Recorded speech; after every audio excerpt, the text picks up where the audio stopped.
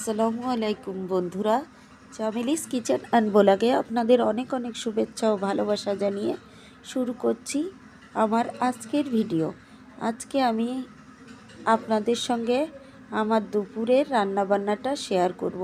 আমার বাসায় আজ মেহমান এসেছে, তাদের আমি কি রান্না করে খাওয়ালাম সেটা শেয়ার করব। আপনারা আমার সাথেই থাকেন, তাহলে দেখতে থাকুন। আমি একটা মুরগি কেটে ধুয়ে পরিষ্কার করে নিয়েছি। দেখেন বড় বড় করে পিস করেছি। এটাকে আমি রোস্ট করব, তার জন্য দিয়ে দিলাম স্বাদ মতো নুন আর একটু জাফরানের রং দিয়ে আমি মুরগিটাকে ভালো করে মেখে নিলাম। নিয়ে আমি চুলায় দিয়ে দিয়েছি একটা কড়াই। এবার এতে দিয়ে দেব সাদা তেল। দিয়ে আমি মুরগিগুলোকে তেলের ভিতর এক এক করে ছেড়ে দেব। মুরগিগুলোকে কড়াইতে দিয়ে দিচ্ছি।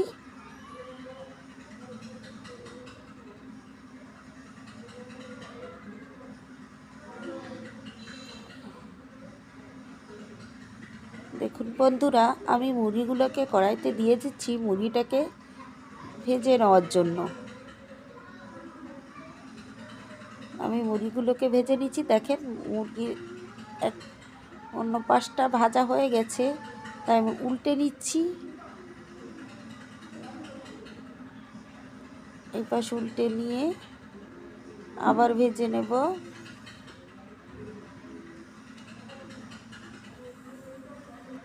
আমি এক একটা করে মুরগিগুলোকে উল্টে নিচ্ছি।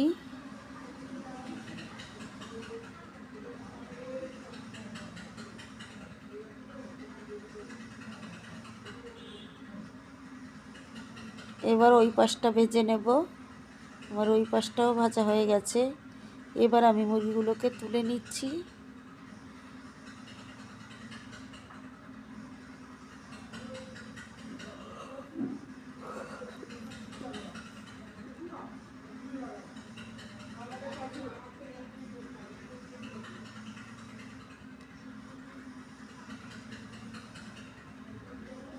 আমার মুরগিগুলো ভাজা হয়ে গেছে, এবার তুলে নিলাম। তুলে নিয়ে আমি অন্য মুরগিগুলো, সব মুরগিগুলো এভাবে ভেজে নেব। এদিকে আমি নারকেলের দুধ করে নিয়েছি। দেখেন বন্ধুরা, একটা মাঝারি সাইজের নারকেলের দুধ করেছি। এবার এতে দিয়ে দিলাম আদা বাটা আর দিয়ে দিচ্ছি লেবুর রস, কাগজি লেবু রস করে নিয়েছি। এতে আমি একটা লেবু রস করে নিলাম। দিয়ে আমি কিছুক্ষণ দুধটাকে আলাদা রেখে দেব। আমি এটা ডিম রান্নার জন্য তৈরি করে নিলাম আগে থেকে।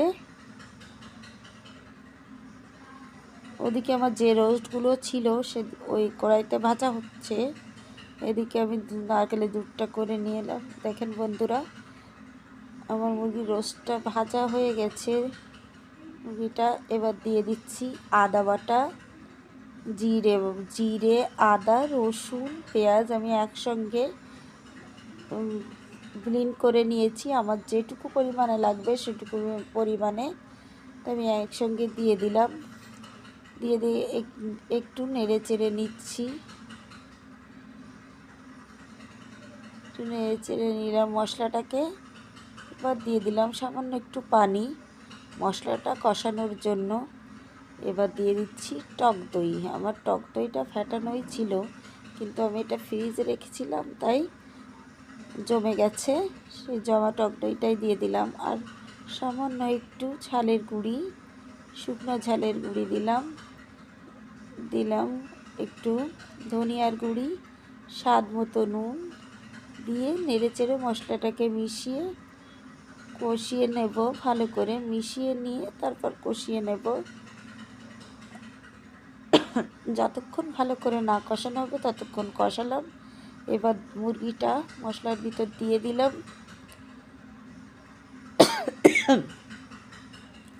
দিয়ে মশলার ভিতর দিয়ে নেড়ে চেড়ে নিচ্ছি।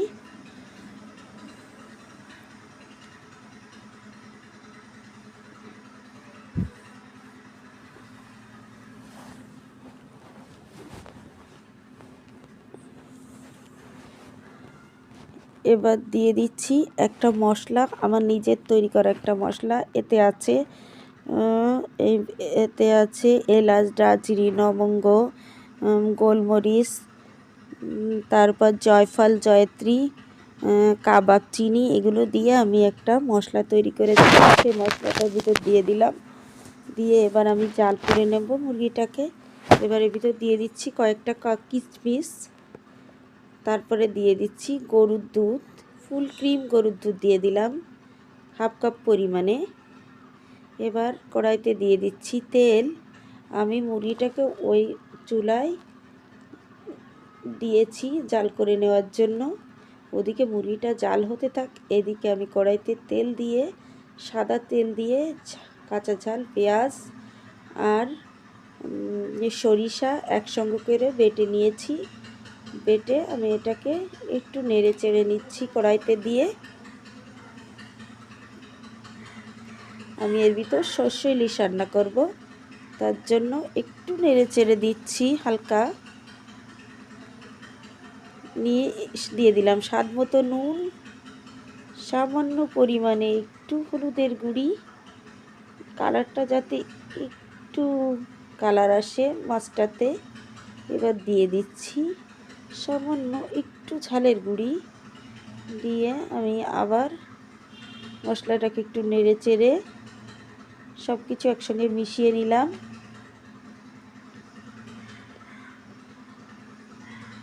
এবার দেখেন আমি একটা ইলিশ মাছ কেটে দিয়েছি, কেটে দিয়ে পরিষ্কার করে নিয়েছিলাম। এখন আমি মাছগুলোকে দিয়ে দিচ্ছি মশলার ভিতর।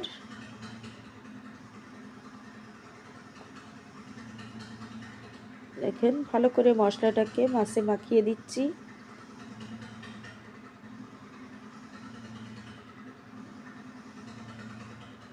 এটা কি মশলা? কাঁচা ঝাল বাটা, পেঁয়াজ বাটা আর সরিষা বাটা, লবণ, সামান্য পরিমাণে একটু হলুদ, একটু ঝালের গুঁড়ো কালারের জন্য, যাতে সুন্দর একটা কালার আসে তরকারিতে। মাছে মশলা মাখিয়ে নিয়েছি। এবার জাল করতে থাকবো আর মশলা মাখাচ্ছি, আর ওদিকে জাল হচ্ছে।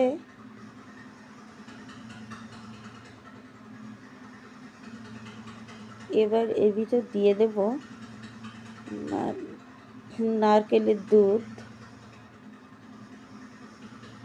আমরা ইলিশ মাছে সর্ষে ইলিশ করলেই নারকেলের দুধ খাই। হালকা একটা মিষ্টি মিষ্টি ভাব আসে নারকেলের দুধে, আর খুবই টেস্টি হয়। নারকেলের দুধটা দিলে সর্ষে ইলিশে খুবই টেস্টি হয়। এবার আমি মাছটাকে জাল করে নেব।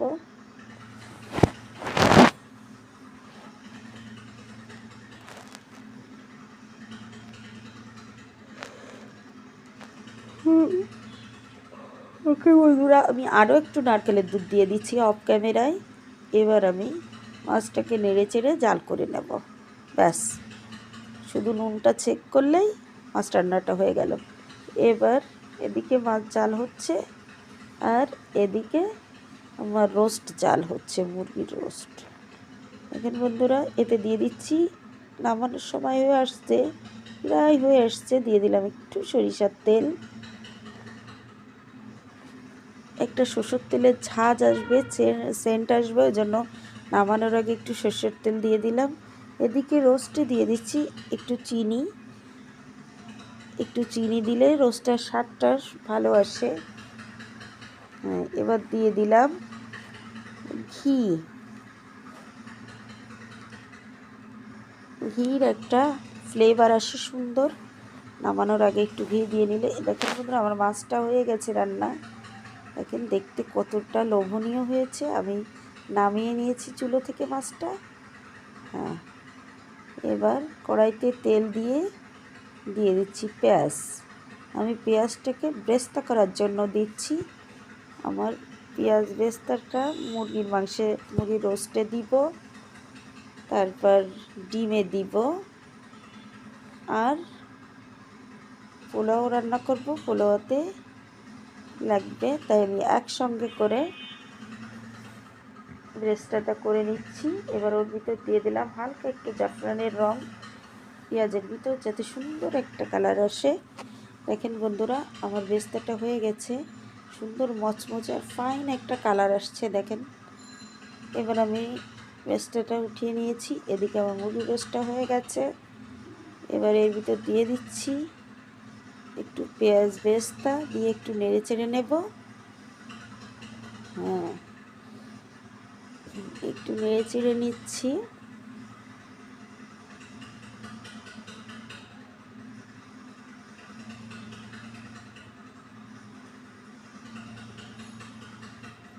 এর ভিতর আরও একটু পেঁয়াজ বেরেস্তা উপর থেকে ছড়িয়ে দিলাম।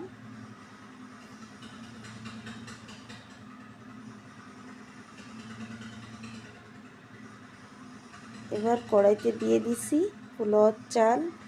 এটা চিনি গুঁড়া চাল 1 কেজি আমি ধুয়ে পানি ঝরিয়ে রেখেছিলাম। এর ভিতর দিয়ে দিলাম দারচিনি আর এলাচ, আর তার ভিতর 2-3টা তেজপাতা দিয়ে দিয়েছি। এবার আমি চালটাকে সুন্দর করে ভেজে নিচ্ছি। কড়াইতে নিয়েছি কারণ ভালো করে যাতে ভাজা হয় চালটা। আর এদিকে আমি পোলাওটাকে রাইস কুকারে রান্না করব।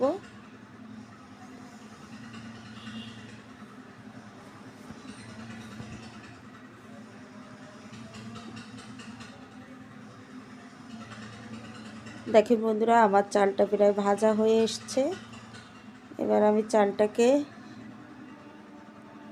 নামিয়ে নেব, নামিয়ে রাইস কুকারে দিয়ে দেব চালটা। আমি চালটাকে নামিয়ে নিয়েছি, রাইস কুকারে দিয়ে দিয়েছি। এবার দিয়ে দেব রাইস কুকারে পানি।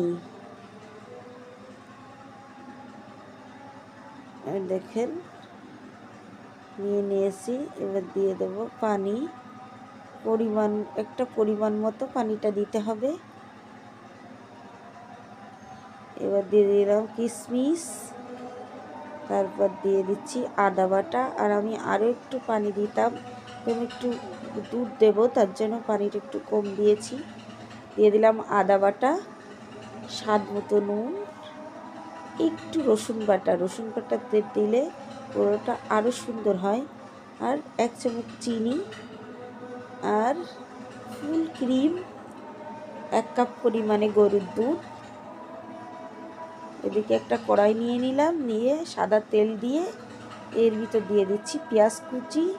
আমি এখানে ডিম রান্না করব, তার জন্য কড়াইতে পেঁয়াজ কুচি নিয়ে নিয়েছি। ভালো করে ভেজে নেব।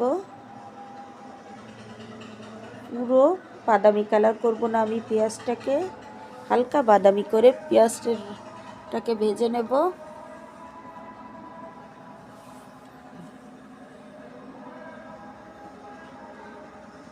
এবার দিয়ে দিচ্ছি নারকেলের দুধ। যে নারকেলের দুধের ভিতর আমি লেবুর রস আর আদা বাটা দিয়ে রেখেছিলাম, সেই দুধটাকে আমি ঢেলে দিলাম।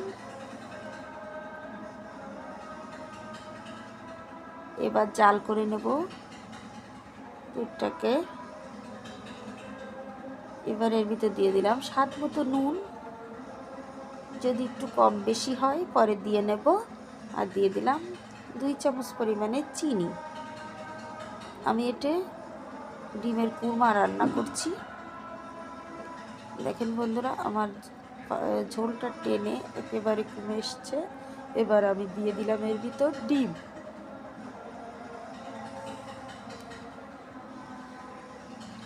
আমি এই নারকেলের দুধের ভিতর লেবুর রস আর আদা বাটা দিয়ে রেখেছিলাম।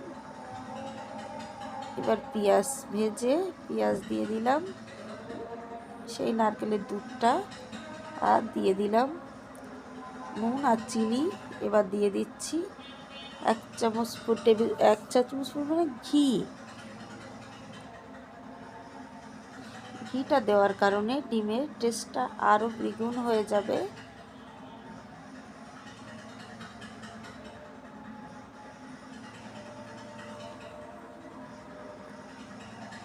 দেখুন বন্ধুরা, আমার ডিমটা হয়ে গেছে, আমি নামিয়ে নিয়েছি। এবার দিয়েছি হালকা একটু গরম মশলার গুঁড়ি, তারপর দিয়ে দেব পেঁয়াজ বেরেস্তা, প্রত্যেকে পেঁয়াজ বেরেস্তা দিয়ে দেব।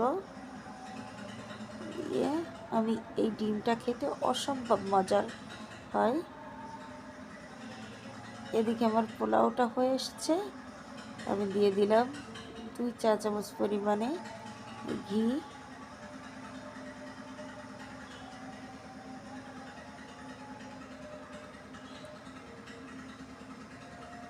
একটু কেওড়া সেন্ট, মানে পোলাও সেন্ট আর কি, যেটা দিলাম একটু জাফরানের রং,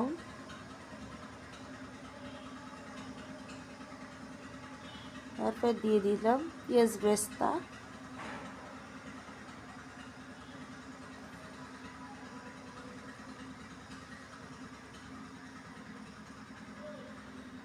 দিয়ে আমি ঢেকে দিলাম।